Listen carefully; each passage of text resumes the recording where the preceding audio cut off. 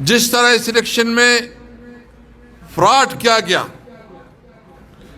جس طرح اس الیکشن میں دھاندلی کی گئی، اور جس طرح اس الیکشن میں تحریک انصاف کے خلاف ظلم برتا گیا، یہ پاکستان کی تاریخ میں اس کا کوئی مثال نہیں ملتا۔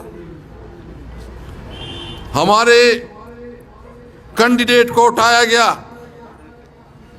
ہمارے ایجنٹوں کو اٹھایا گیا، ہمارے ٹرانسپورٹ کو چھینا گیا، ہمارے لوگوں کو دھمکیاں دی گئی، ہمارے لوگوں کے اوپر تشدد کیا گیا، اور ہمارے لوگوں پر یہ بھی ظلم ہوا کہ وہ تحریک انصاف چھوڑے۔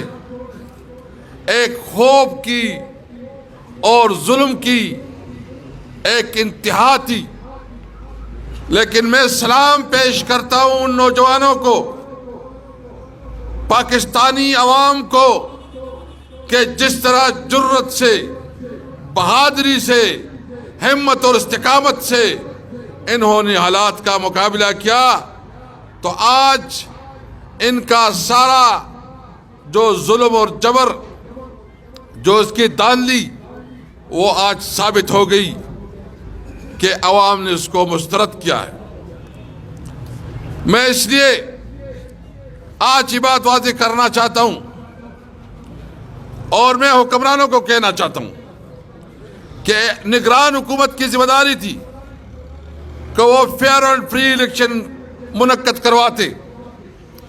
یہ چیف الیکشن کمشنر کی ذمہ داری تھی کہ وہ equal opportunity level playing field دیتے، لیکن چیف الیکشن کمشنر ایک ذاتی ملازم بنا ہوا ہے۔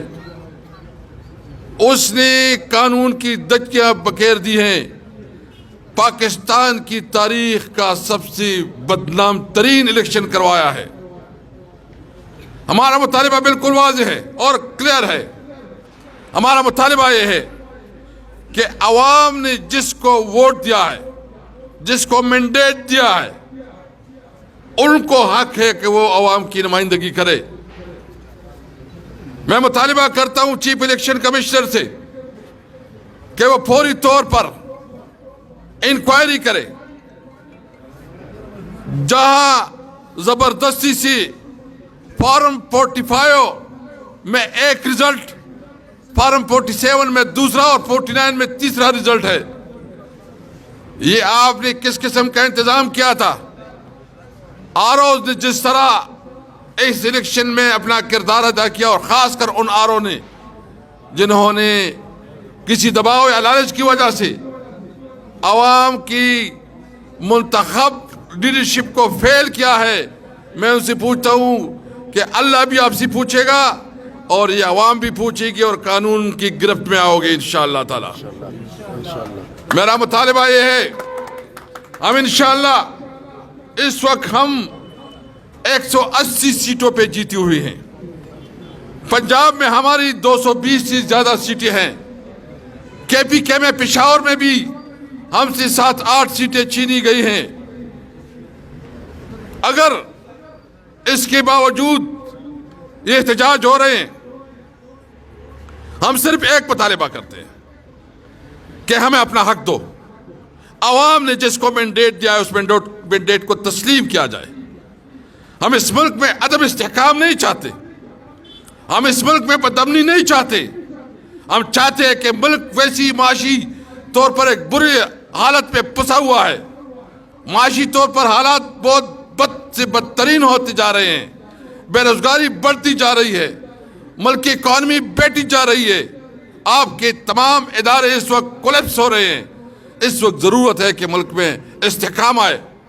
ہونا چاہیے تھا کہ الیکشن کے بعد یہاں استحکام آتا، لیکن الیکشن نے مزید عدم استحکام کا شکار کیا ہے۔ میں مطالبہ کرتا ہوں کہ خدا را اس ملک کے اوپر رحم کرے، اس ملک کے عوام کے اوپر رحم کرے۔ اس ملک میں جس کو مینڈیٹ ملا ہے، اس کی مینڈیٹ کو تسلیم کرے۔ ایک کیسی حکومت ہوگی یہ جو جس طرح یہ کر رہے ہیں، گٹھ جوڑ کر رہے ہیں، حکومت بنا رہے ہیں، میں پوچھنا چاہتا ہوں کہ کون سے دنیا اس کو مانے گا؟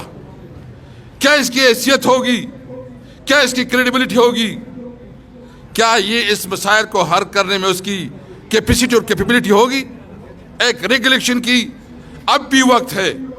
ہم عدم استحکام نہیں چاہتے، ہم سیاسی استحکام چاہتے ہیں کہ ملک میں استحکام آئے اور اس کی وجہ سے معاشی طور پر یہ ملک مستحکم ہو، ہمارے بچوں کو اچھی تعلیم ملے، روزگار ملے، یہاں کی صحت کی سہولات ہو اور یہاں ہمارے عوام کو امن ملے.